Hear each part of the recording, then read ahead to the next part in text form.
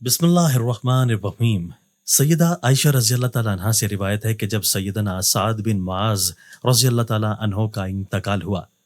تو رسول اللہ صلی اللہ علیہ وآلہ وسلم اور سیدنا ابو بکر اور سیدنا عمر رضی اللہ تعالیٰ عنہما وہاں تشریف لائے۔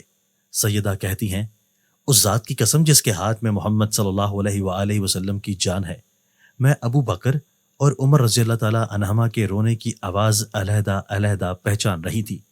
حالانکہ میں اپنے حجرے میں تھی۔ وہ صحابہ آپس میں ایسے ہی تھے جیسے اللہ تعالیٰ نے ان کے بارے میں فرمایا،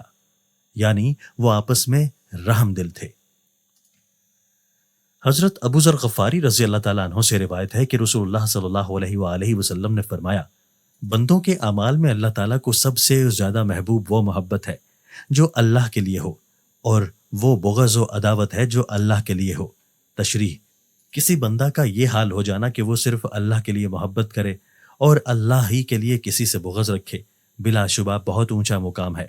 کتاب الایمان میں یہ حدیث گزر چکی ہے کہ رسول اللہ صلی اللہ علیہ وآلہ وسلم نے حضرت ابو ذر غفاری رضی اللہ تعالیٰ عنہ سے فرمایا کہ ایمان کی مضبوط ترین دستاویز اللہ کے لیے محبت و تعلق جوڑنا اور اللہ کے لیے کسی سے تعلق توڑنا ہے۔